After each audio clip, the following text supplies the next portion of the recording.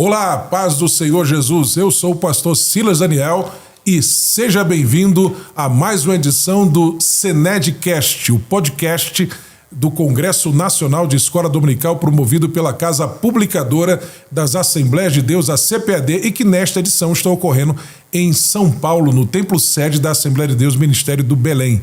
E temos para esta edição do programa o nosso amigo pastor Valmir Nascimento, Valmir Milhomem, um homem que vale por 1000 homens, da Assembleia de Deus em Cuiabá, que é um homem que milita na área do direito, mas também na área da teologia, na área de educação, é um homem polivalente, né? E que é um dos preletores do Congresso Nacional de Escola Dominical, tem sido preletor também nas conferências de Escola Dominical da CPAD, é autor da casa e está lançando um novo livro sobre cosmovisão pentecostal. A gente já ouviu falar de cosmovisão cristã, você já ouviu falar com certeza, é um tema que, pelo menos desde os anos 90, né? Exato. Valmir, tem sido muito falado aqui no Brasil, mas cosmovisão pentecostal, pelo menos em forma de livro, é uma novidade aqui no Brasil. Eu me lembro agora de um livro do J.P. Moreland, em que ele insere um pouco ali de pentecostalismo. O Triângulo do Reino, exatamente. Ele escreve sobre cosmovisão pentecostal e ele é um pentecostal, né? E é um grande filósofo cristão, um dos maiores filósofos cristãos da atualidade e, para quem não sabe, pouca gente sabe disso, ele é pentecostal, né? E é o único que eu me lembro de ter escrito alguma coisa de cosmovisão cristã em que insere ali alguns conceitos importantes relacionados ao pentecostalismo. Mas um livro mesmo tratando de cosmovisão pentecostal é a primeira vez aqui no Brasil e da lavra de nosso irmão e amigo pastor Valmir. Esse é um dos temas, inclusive, que o irmão vai tratar aqui, né? O irmão vai estar abordando 2 temas, né? Exato. Estarei abordando 2 temas. Primeiro, saudar o pastor Silas Daniel, uma alegria poder estar aqui participando desse podcast, uma alegria poder reencontrá-lo depois de muito tempo trabalhando juntos aí, junto à CPAD, contribuindo com as publicações, e agora aqui nesse podcast. E agora, nesse nosso SNED, né? Sim. Mais um importante evento da nossa CPAD, o nosso Congresso de Escola Bíblica Dominical. E agora, nessa oportunidade, estarei abordando 2 temas. O primeiro, falando sobre apologética, explicando a razão da nossa esperança. Isso, você está querendo me lembrar o nome, explicando a razão da nossa esperança. Da nossa esperança. Ou explicando a razão da nossa fé. Que é basicamente uma abordagem apologética, defesa da fé cristã para os dias atuais. E o segundo tema, cosmovisão moldada pelo Espírito, nada mais é do que a nossa cosmovisão pentecostal, que é o tema que você já introduziu, que é o tópico, o tema principal do livro que nós estamos lançando e que vamos lançar agora aqui no Congresso da Escola Dominical. Amém. Como eu disse introdutoriamente, o irmão trabalha com a área do direito, trabalha com a área da cultura, com a área da educação, tudo isso envolve cosmovisão cristã, tudo isso envolve apologética, né, contemporânea. Isso fez com que o irmão produzisse, inclusive, livros que tocam nesses temas todos que estão relacionados à apologética, como, por exemplo, esse livro O Cristão e a Universidade, lançado pela CPAD há alguns anos, da lavra do nosso irmão Valmir Nascimento, que tem vários títulos também lançados que são livros-textos para as revistas de lições bíblicas de jovens que tiveram o irmão como comentarista naqueles trimestres. Então, sempre sai junto com a revista de Escola Dominical um livro-texto. Isso acontece nas lições bíblicas de adultos da CPAD e acontece também nas lições bíblicas de jovens. O irmão tem já escrito várias revistas, já tem sido comentarista em vários trimestres e vários livros-textos foram produzidos. Mas, além desse, você tem aquelas obras que são iniciativa pessoal tua, porque essas relacionadas às lições bíblicas são aquelas que você escreve por causa da revista. Da revista, da lição bíblica. Exatamente, que são obras também maravilhosas. Mas tem essas iniciativas pessoais, e aí você tem esse livro que trata sobre o cristão e a universidade, Tem um outro que trata sobre política que é Entre a Fé e a Política. Entre a Fé e a Política, e esse agora de Cosmovisão Pentecostal. Cosmovisão Pentecostal. É o terceiro. O terceiro. Eu queria que, antes de o irmão do irmão falar sobre Cosmovisão Pentecostal, falasse rapidamente sobre esses dois livros anteriores, sobre o cristão e a universidade, e Entre a Fé e a Política. Perfeito. Então, o primeiro livro que nós tivemos a grata satisfação e a honra de publicar pela nossa editora, nossa CPAD, em 2016, foi o livro O Cristão e a Universidade. Livro esse, inclusive, que tem o seu prefácio. É verdade. Prefaciado pelo pastor Silas Daniel, que nos deu a honra de contribuir com o texto introdutório desta obra. Então, esse livro aborda exatamente os desafios que o cristão, de maneira geral, enfrenta no ambiente acadêmico. Tanto os desafios intelectuais e também os desafios relacionais, ou seja, as influências negativas que um cristão ele pode receber ao passar pela universidade. Até porque, né, pastor Valmir, há pesquisas que mostram que muitos jovens se desviam da universidade não por causa do ensino contrário à fé ali, mas Exato. Por causa dos relacionamentos. Dos relacionamentos. E eu destaco isso no livro, inclusive. Eu digo até mesmo que a universidade ela não pode ser vista como um bicho-papão para o cristão. É um desafio, é um grande desafio. As pesquisas apontam realmente entre 60% e 65% de cristãos que abandonam a fé cristã após entrarem na universidade, e isso acaba gerando uma desconfiança em relação à universidade. Só que eu destaco, inclusive, nesse livro, que as pesquisas com alunos que terminaram o ensino médio, cristãos que não foram para a universidade, o percentual de abandono da fé cristã é muito semelhante. Ou seja, o problema não é necessariamente a universidade. É um conjunto de fatores. É claro que a universidade ela potencializa isso, por ser um momento bem específico na vida do jovem, que basicamente é a parcela que está inserida na universidade. Então, esse livro foi um livro introdutório, inaugural aqui dessa temática, principalmente para nós pentecostais, e foi uma forma também de dar abertura e visibilidade às nossas igrejas, às nossas lideranças, para nós atentarmos para esse fato, a necessidade de prepararmos os nossos cristãos, os nossos jovens, os nossos líderes para esse ambiente tão desafiador que é a universidade. E graças a Deus ele tem recebido aí um grande apoio, né? Muitas obras que foram vendidas e muito feedback positivo da parte de líderes, jovens que inclusive leram o livro no período que estavam na universidade. Realmente tem tido uma boa recepção, e é interessante que o irmão tem escrito livros em áreas que o irmão tem militado já há alguns anos. Por exemplo, a questão da universidade. Exato, né? Exato. Eu conheci, inclusive, o irmão por causa disso. O irmão fazia parte, antigamente chamava-se GPU, né? O GPU. Que depois se transformou em MEUC e agora é o Chi Alpha Brasil. Chi Alpha Brasil é um trabalho de evangelismo universitário que nós temos no Brasil, ligado à Assembleia de Deus, com apoio da Assembleia de Deus norte-americana. Deixa eu só explicar a sigla, né? O GPU era Grupo Pentecostal de Evangelização Universitária. Exatamente. Aí depois mudou de nome para... MEUC, Ministério de Evangelismo Universitário. E agora... Agora é o Chi Alpha. Chi Alpha, que é uma versão no Brasil daquilo que já é feito pela Assembleia de Deus americana nessa área, né? Exatamente. Eles têm uma maior experiência. Inclusive tem uma parceria daqui do Chi Alpha Brasil com os Estados Unidos. E o irmão José Soares, também de Cuiabá, continua à frente? Exatamente. O nosso amigo, pastor José Soares, é o presidente aqui no Brasil, Chi Alpha Brasil. Mandamos um grande abraço a ele e toda a liderança do Chi Alpha, e que tem recebido um grande apoio, inclusive, do Conselho da Juventude aqui da nossa CGADB. Pastor José Wellington Neto. Neto, está exato. À frente. O CNJ. E tem aberto esse tema para a discussão aqui nas nossas igrejas, nos nossos fóruns. Então, o livro veio como resultado da minha experiência. Nós nos conhecemos nesse ambiente. E já há quantos anos já? Ele foi lançado em 2016. Sim, o livro, mas quantos anos já nessa área? Nessa área já...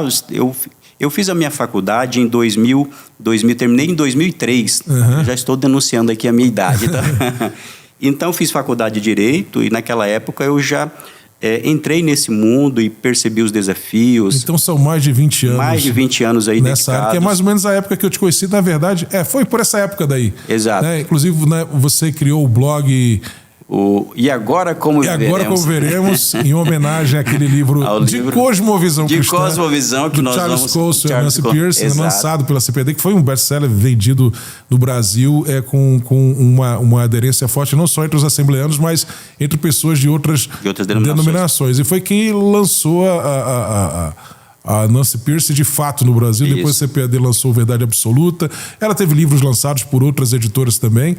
Mas, assim, a CPAD foi quem lançou realmente a Nancy Pierce, né? Exatamente. Inclusive, esse livro é o resultado, portanto, dessa experiência minha na universidade, preparando jovens cristãos para esse ambiente, e também o resultado da leitura desses livros, como o livro E Agora Como Veremos. Inclusive, o subtítulo do livro O Cristão Universidade é realmente defendendo e compartilhando a cosmovisão cristã no ambiente acadêmico. Um guia para a defesa e o anúncio da cosmovisão cristã no ambiente universitário. Exatamente. E entre a fé e a política, esse outro ambiente já outro interessante.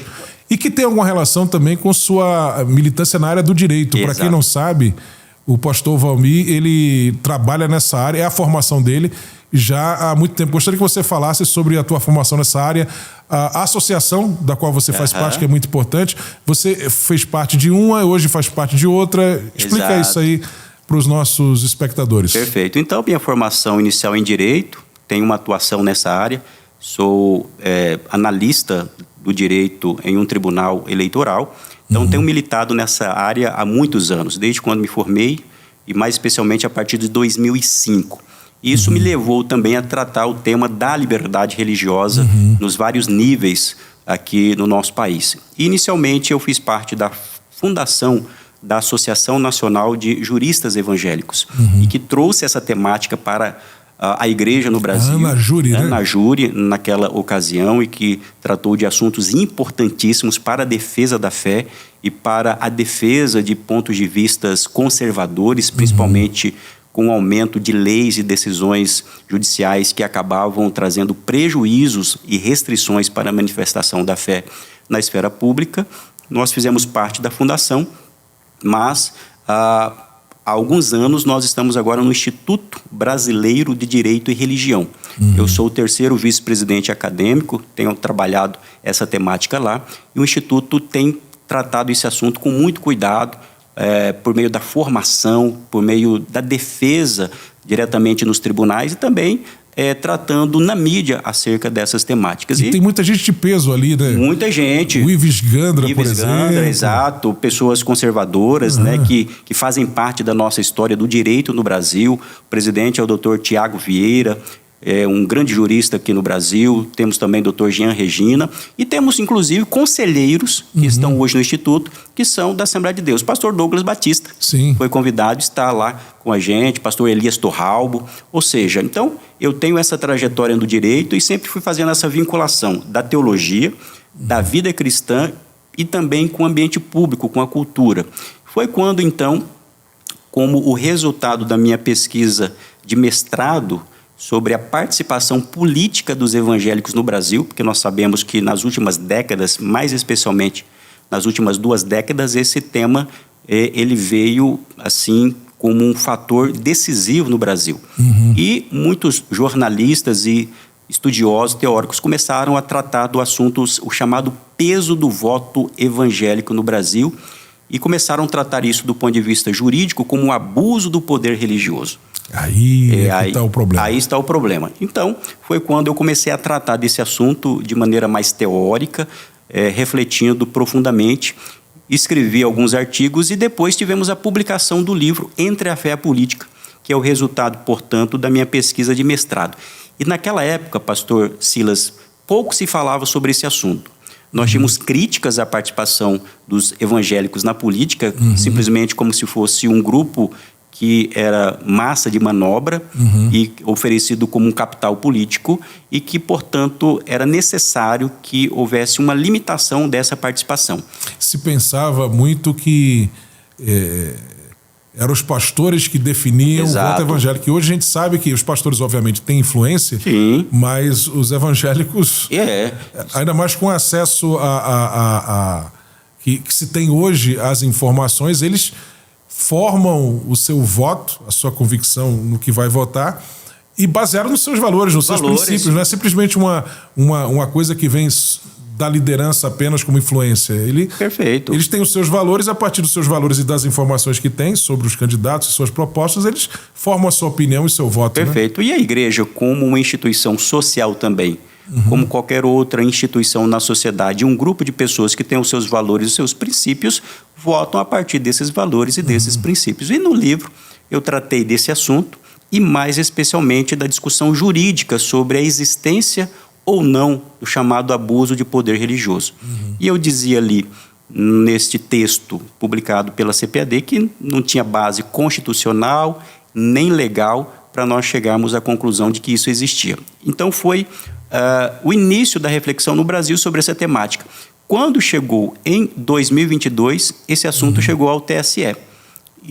E para a glória de Deus, inclusive, o meu texto ele foi citado no TSE, tendo o julgamento final por parte do TSE, ratificando, portanto, que no Brasil não existe o chamado abuso do poder religioso como tipo jurídico. E começou exatamente na publicação desse livro pela CPAD, Entre a Fé e a Política. E é claro, além disso, no livro eu trato também alguns princípios cristãos e bíblicos para a participação legítima, virtuosa dos crentes na esfera política. Nós precisamos ter isso em consideração também. Sim, a própria citação do teu trabalho mostra a importância de nós, evangélicos, participarmos dos debates na esfera pública. Exato. Né? De forma saudável, né? Isso. De forma saudável, equilibrada, porque há excessos, né? Às vezes as pessoas acabam saindo da linha, mas devemos participar. Somos uma parte importante da sociedade e o fato de sermos sal e luz deste mundo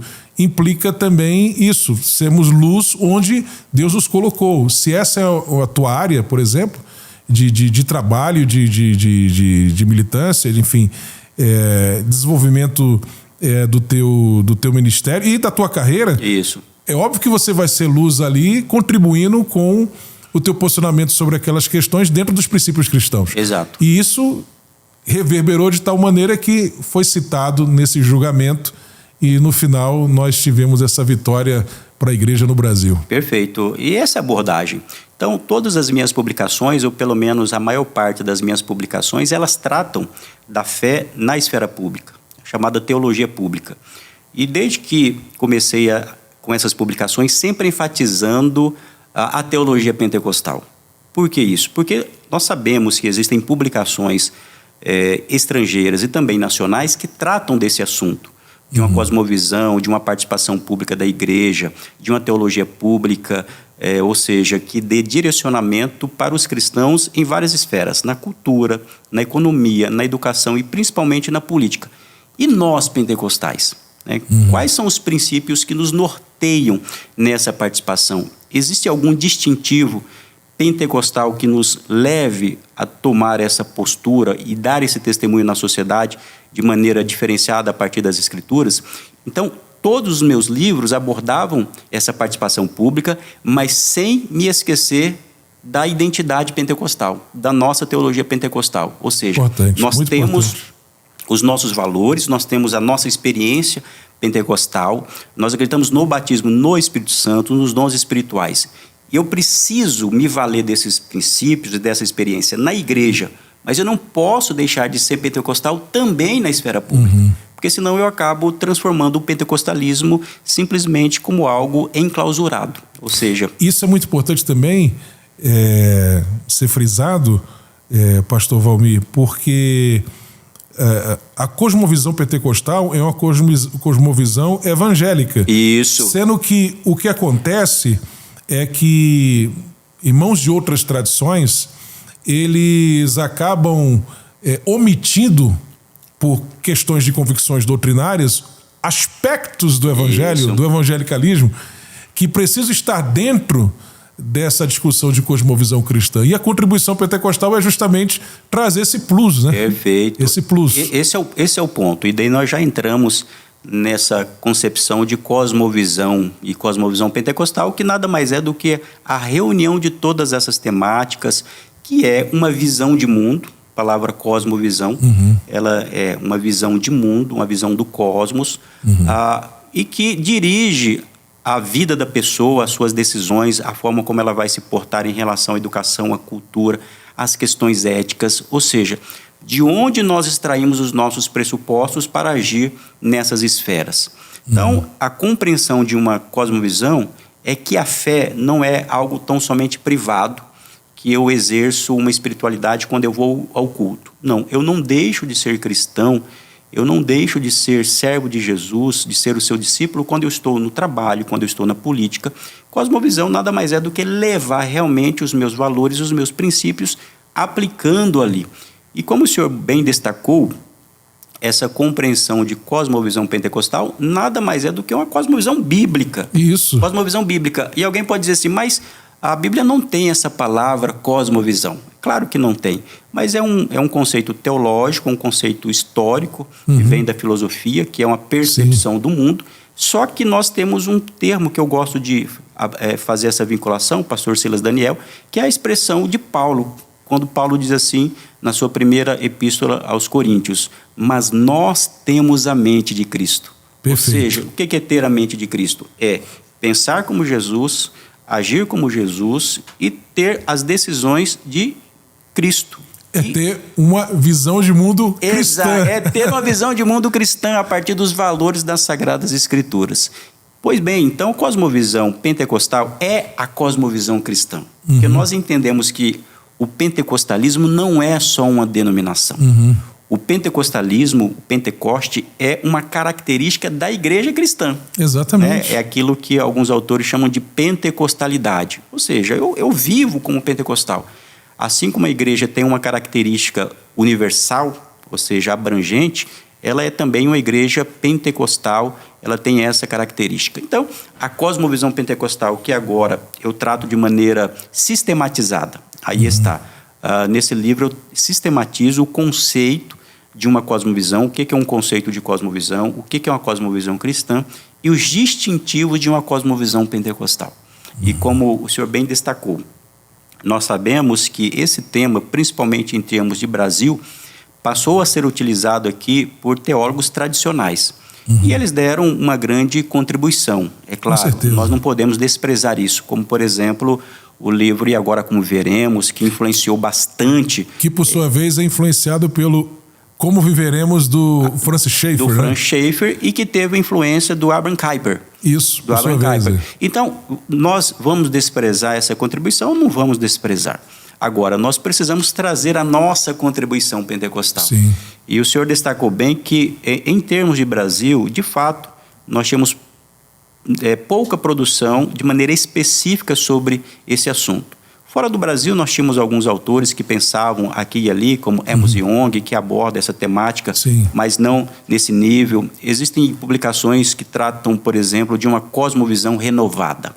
Mas aqui no Brasil, pela graça de Deus, é a primeira publicação que trata assim, de maneira mais intensa sobre esse assunto. É claro, temos, por exemplo, publicações do James Smith. James Smith trata desse assunto. Agora, por um autor nacional... Ele é um reformado pentecostal. É um reformado pentecostal, um carismático, né? É um carismático, ele prefere usar essa nomenclatura, né? Exato. E a questão seria o seguinte, qual que é a diferença, portanto, o que essa cosmovisão moldada pelo Espírito, essa cosmovisão pentecostal, ela se distingue dessa cosmovisão cristã, que é mais genérica, vamos assim dizer? Bom, primeiro nós podemos dizer o seguinte, geralmente, quando se trata de forma tradicional de cosmovisão, os principais pontos abordados são os pontos da teologia cristã. Criação, queda, redenção e glorificação. Esses são os pontos da teologia a partir das quais nós enxergamos não somente a vida espiritual, mas a vida como um todo. Ou seja, criação, nós fomos criados perfeitos por Deus. Tudo que ele fez era bom. O homem pecou, queda. Deus proveu a redenção em Cristo Jesus. Mas tem um plano de glorificação, que é a escatologia. Só que nós adotamos esses princípios, esses parâmetros. Só que eu digo que Atos nos oferece um outro elemento, que é o elemento da renovação. Ou seja, Verdade. a participação do Espírito Santo na vida da igreja hoje, na vida do crente hoje e no mundo hoje. Sim. Se nós tirarmos a renovação e a presença do Espírito, como que nós fazemos essa vinculação da espiritualidade prática com a manifestação de Deus na terra? A gente sabe, quando a gente fala de reino de Deus, tem sempre aquela tensão, né? O aqui e o... O já e o ainda não. O já e o ainda não. O aqui e o futuro, né? O já e o ainda não. E o pentecostalismo, ele acaba enfatizando realidades do reino no agora. Isso. Né? Uhum. E que muitas vezes são esquecidas, são olvidadas. Isso. Então, quando você traz a perspectiva pentecostal, a perspectiva bíblica pentecostal para dentro do tema da cosmovisão cristã, vai tratar justamente essa inclusão de questões relacionadas ao aqui e o agora. Perfeito. E a presença de Deus no aqui e agora. Sim. Porque se nós desprezarmos essa participação de Deus agora, nós podemos cair num secularismo. Perfeito. E aí está o perigo de nós utilizarmos uma ideia de cosmovisão, uma cosmovisão genérica, que ela acaba se transformando em uma filosofia política e social. Perfeito. Ou seja, nós vamos tratar de política como um secular. Nós vamos tratar de cultura como um antropólogo que não é cristão. Espera aí. Não é assim. Nós precisamos, quando utilizamos a filosofia, principalmente a filosofia política, a participação nessas temáticas, nós não podemos nos esquecer daquilo que nos move, que é a crença no sobrenatural. Ou seja, eu preciso sempre ter em mente que Deus, ele governa o mundo hoje, que os dons estão disponíveis à igreja hoje, e mais importante ainda, que a igreja ela tem uma missão de testemunhar nesse mundo. É o que dirige o pentecostalismo, né? E ser-me-eis minhas testemunhas em vários ambientes. Em vários ambientes. Perfeito. Então, a cosmovisão pentecostal... E com um detalhe, que a palavra testemunha ali, que é a que vai dar origem à palavra mártire, né? O termo no grego ali vai dar origem à palavra mártire que nós usamos hoje. Ela fala de um testemunho que não é só falado, mas de vida. De vida, de vida. E isso se desenvolve onde? No dia a dia. No dia a dia. Em todas as áreas da nossa esfera de atuação aqui na Terra. Perfeito. Então, a cosmovisão pentecostal, ela é importante nós enfatizarmos esse sobrenatural, a abertura para Deus agir, porque ela dirige a igreja como um todo, mas dirige o crente individualmente, o crente pentecostal. Eu estou falando pentecostal porque faz parte da nossa tradição. No dia a dia, como ele vai conceber, por exemplo, a política, como ele vai se relacionar com a economia, como ele vai se relacionar com a educação. Isto é acreditando que Deus ele pode intervir nessas questões, que ele pode capacitar os crentes para missões dessa natureza. Vamos pegar alguns exemplos bíblicos. José, né? Capacitado espiritualmente para ser o governador do Egito. Daniel, um homem que teve uma influência decisiva. E veja que você está falando de pessoas que deram contribuições a governos, né? Não simplesmente dando conselhos não, exato. Que poderiam ser interpretados como conselhos de filosofia política. Perfeito. Meramente, mas algo que veio de uma comunhão com Deus, experiências com Deus, um toque do sobrenatural ali. Perfeitamente. No caso de José e no caso de Daniel também. Exatamente. E nós podemos fazer isso hoje pelo poder do Espírito. Do Espírito. Então, aqui está o ponto. A cosmovisão pentecostal é o que dirige a igreja hoje a compreender não somente a vida espiritual com Cristo na igreja, acreditando nos dons espirituais, a manifestação profética, o falar em línguas, as curas e maravilhas. Tem esse nível. Mas existe um nível que é o nível do testemunho na sociedade. Sim. Eu digo que nós estamos vivendo agora, pastor Silas Daniel, uma etapa diferenciada do movimento pentecostal como um todo. Eu digo que o movimento pentecostal ele passou por 3 estágios. O primeiro estágio foi o estágio do cenáculo. A formação, o surgimento do pentecostalismo moderno, quando os primeiros cristãos estavam realmente preocupados em buscar o batismo no Espírito Santo. É uma preocupação mais eclesiástica, privada, e faz parte, e é importante isso. Depois, nós chegamos a um outro estágio, que foi o estágio do átrio, que nós temos ali, quando o apóstolo Pedro se levanta para explicar o que estava acontecendo. Eu digo que esse estágio é quando a teologia pentecostal começou a ser desenvolvida, sistematizada. E hoje nós temos boas teologias, como a sua teologia, que trata da explicação teológica e bíblica sobre o pentecostalismo, os dons espirituais. Mas nós estamos, eu digo, hoje vivendo um novo estágio do movimento pentecostal e da teologia pentecostal, que é o estágio da praça pública. Que é, por exemplo, quando Paulo chega ali em Atenas, capítulo 17 de Atos dos Apóstolos, que ele tem um outro desafio, que é explicar a existência de Deus a partir da cultura grega. E daí ele utiliza a cultura grega, o Deus desconhecido, como olha o ponto de contato, isso é apologética. Sim. É o Deus desconhecido, mas não fica no Deus desconhecido. Ele caminha para apontar para a revelação em Cristo Jesus. E chega até a mencionar em seu discurso filósofos gregos. Filósofos gregos, ou seja, é saber não utilizar pelo a cultura. nome, mas... que eram os poetas. Exatamente, o conteúdo, né? Isso. Do registro deles. E hoje a gente está vivendo essa terceira fase. E nós estamos vivendo essa terceira fase. Por que nós estamos vivendo essa terceira fase? Estamos vivendo essa terceira fase por diversos fatores. O mais importante é destacar que o pentecostalismo ele teve um crescimento enorme. O mundo todo, nós sabemos que no sul global, a maior parte das igrejas são igrejas pentecostais. O crescimento do evangelicalismo no mundo como um todo se deve ao crescimento pentecostal, basicamente. Pentecostais carismáticos que estão ali juntos no bolo, né? Exato. E o que aconteceu? Nós publicamos, inclusive, só um pequeno parênteses, no Jornal Mensageiro da Paz, pesquisas que mostram, levantamentos feitos em várias partes do mundo que mostram que o islamismo cresce mais do que o cristianismo, do que o hinduísmo, do que todas essas religiões. Mas o segmento religioso que mais cresce no mundo é o pentecostalismo. O pentecostalismo cresce mais do que o islamismo. Exato. O cristianismo como um todo não cresce mais do que o islamismo. Mas o pentecostalismo cresce mais do que o islamismo.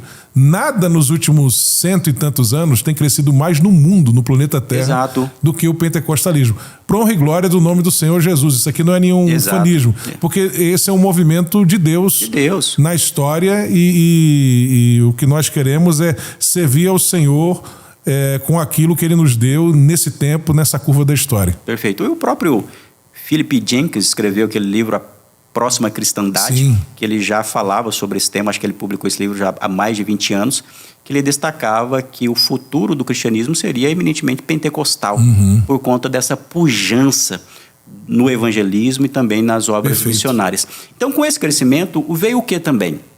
As igrejas pentecostais, do ponto de vista social, e os crentes pentecostais saíram da marginalidade. Se até então os crentes eram pessoas mais simples, ainda hoje é assim, são pessoas que vieram ali da classe mais pobre, né, com pessoas mais simples, do campo. Isso fez parte do início. Só que hoje as igrejas e também a classe social dos evangélicos pentecostais está em outro nível, ou seja, saindo da marginalidade, chegando agora aonde? A posições educacionais, posições culturais e também se relacionando com a política. Nós vemos isso. Não só porque a mensagem pentecostal está chegando também a essas pessoas desses setores da sociedade, mas porque os próprios filhos e netos das lavadeiras também, e pedreiros que estiveram ali no início da nossa denominação, eles ascenderam socialmente, Deus abençoou, e eles estão hoje nessas esferas. Exato. E sendo sal e luz ali, né? Sal e luz, e aí está o ponto de destaque. Então, ou pelo menos devem sempre ser. Ou pelo menos devem sempre ser. Então eu digo que nós estamos nesse terceiro estágio porque as igrejas pentecostais cresceram, os crentes estão se relacionando com essas esferas de poder, esferas públicas, e nós precisamos ter uma teologia consistente, biblicamente consistente, no poder do Espírito, para também ter a mesma prática pentecostal que nós tínhamos antigamente dentro da igreja, nessa esfera pública. Ou seja, o nosso crescimento, a nossa saída da marginalidade, chegando na praça pública, não pode tirar de nós as nossas características. Isto é, nós precisamos ser pentecostais também na esfera pública. O fato de agora estarmos alcançando essas outras áreas, esses outros setores da sociedade, não deve nos levar, que Deus nos livre, a esquecermos aqueles valores fundacionais da nossa igreja, valores espirituais, que foi a grande vitória e é a grande lição que nós aprendemos com nossos pais fundadores, com aqueles pedreiros e lavadeiras que mencionamos aqui, que eram homens e mulheres de Deus, que não tinham muitas condições sociais, mas que tinham princípios e valores e o poder do Espírito. Não é? E fizeram... O que fizeram? O que fizeram, para a glória de Deus. E os pastores, até geralmente nós lembramos disso, mesmo pastores que não tiveram uma educação formal, mas construíram igrejas, avançaram com a obra de Deus para longínquas cidades e regiões que somente pelo poder do Espírito isso poderia acontecer. Como Paulo em Atenas, ele não mudou a mensagem, mas ele adaptou a linguagem. Perfeitamente. Então, a cosmovisão pentecostal vem para nos lembrar disso. Vem nos lembrar que em qualquer ambiente que nós estejamos, nós podemos ser pentecostais e que nós não precisamos nos apropriar de outras teologias, principalmente teologias tradicionais, para dizer a forma como nós testemunhamos na sociedade. Podemos nos valer dessas teologias até o ponto que nós temos os nossos distintivos. Ou seja, nós precisamos construir uma boa teologia pública que valorize os dons espirituais e a abertura para o sobrenatural. E com isso, né, não é, Valmir, nós não estamos dizendo aqui que o pentecostal ele vai espiritualizar tudo. Não vai, esse é o ponto. Não vai porque o pentecostal bíblico ele sabe essa distinção. Ele vive uma dimensão espiritual, mas sabe também o natural, sabe fazer essa conexão que Paulo fez. Exato. Ele sabia utilizar um filósofo grego com sabedoria, usava a cultura quando era preciso, mas quando era necessário, ele apontava diretamente para o agir de Deus na sociedade. Eu acho lindo. Inclusive, o ponto de partida nosso para esse testemunho em sociedade, para essa cosmovisão pentecostal, é olhar para Atos dos Apóstolos. É simples. É simples. E é interessante que nos dá algumas diretrizes até para os níveis e o momento adequado de nós fazermos isso. Quando nós vemos a igreja crescer em Atos dos Apóstolos, nós temos ali uma narrativa e nós temos um percurso que ela segue e que nos dá diretrizes para a igreja hoje na esfera pública. Em que medida? Eles começam o testemunho público, eles não vão lá no palácio. Sim. E não é ainda também na praça pública. Eles começam onde? Nas casas e nas comunidades. A Bíblia diz que eles tinham tudo em comum. Mas quem tinha tudo em comum? Eram os familiares, era a igreja ali, comunidade mais local. Então, uma cosmovisão pentecostal que dirige para uma participação pública, ela se preocupa primeiramente não com a política. Perfeito. Preocupa com a família. Preocupa com o bairro, preocupa com o entorno da cidade. Perfeito. Porque eles começam a avançar da família para as ruas das cidades. Somente depois é que nós temos lá no capítulo 17 essa preocupação com a cultura grega, por exemplo. E somente no final de Atos dos Apóstolos que nós temos um relacionamento com o poder político. Que, inclusive, foi até profetizado. Você se lembra que, por ocasião da conversão de Paulo, de Saulo, de Tasso, né, que depois usaria no seu trabalho missionário o seu nome grego Paulo, Deus disse a Ananias, né? Olha, esse é um vaso escolhido, e ele fala, para pregar a reis, para entrar em palácios. Perfeitamente. Mas é interessante percebermos que isso acontece depois. E por que eu acho interessante nós olharmos esse itinerário de Atos dos Apóstolos? Só mais um parênteses que agora me veio à mente. E Deus usou para isso alguém preparado para tal. Preparado. Alguém que tinha um nível também cultural ali. Não que Deus não possa usar uma pessoa simples para falar para pessoas da alta sociedade, não é isso. Mas Deus vai usar você com o que você tem. Se você tiver mais para oferecer a Deus, para Ele usar, né, Ele vai usar aquilo que você tem a mais que você coloca diante dele. Não é que aquilo é tudo, mas aquilo na mão de Deus, se você disponibiliza para Ele, aí, meu amigo, é grande coisa. Então, Atos dos Apóstolos nos dá essas diretrizes ricas, valiosas para utilizarmos hoje. E eu digo isso porque nós chegamos à conclusão, portanto, olhando para o caminho percorrido pela igreja primitiva, que uma cosmovisão pentecostal e uma teologia cheia do Espírito na esfera pública, ela não começa lá nos palácios e nem na praça pública. Ela começa aqui. Na comunidade, na família, comunidade, porque, no entorno. No entorno. Por que nós precisamos enfatizar isso? Porque, às vezes, nós olhamos algumas publicações e algumas manifestações que acreditam que a igreja só será sal e luz se ela dominar a política. Não, meu irmão. Teologia do domínio. É a teologia do domínio. E isso não tem parte com a teologia pentecostal. Olhe para a igreja primitiva. Exato. Como é que a igreja conseguiu se tornar a religião do Império Romano, né? Foi através de alguma teologia do domínio? Não. Perfeito. Então, o senhor tocou em um ponto aqui que eu faço questão de esclarecer. Então, quando nós construímos uma teologia pentecostal, a partir de Atos dos Apóstolos, nós vamos nos afastar dessa teologia do domínio, nós vamos nos afastar dessas teologias teonômicas, nós vamos nos afastar dessas teologias que querem utilizar a política para a implantação do reino, mas Jesus já havia destacado esse ponto, que o reino dele não é desse mundo.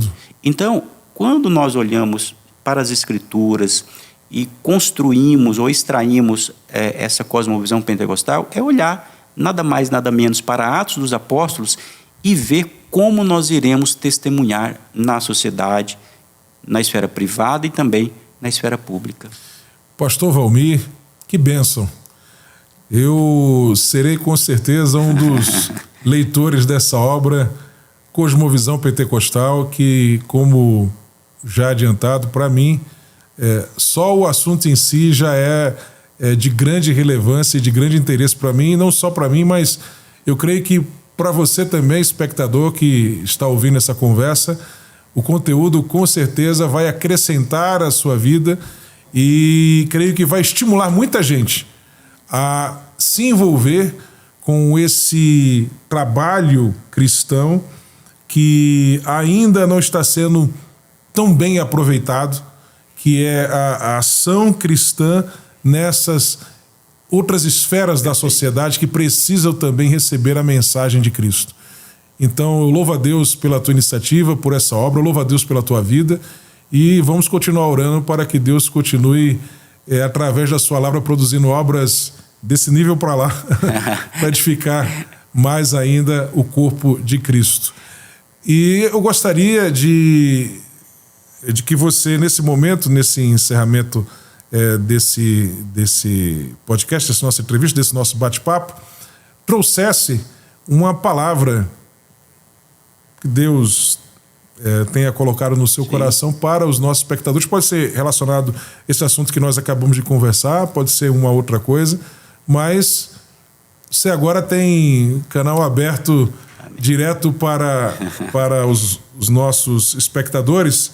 E você pode usar a sua câmera ali para falar diretamente, olho no olho com eles.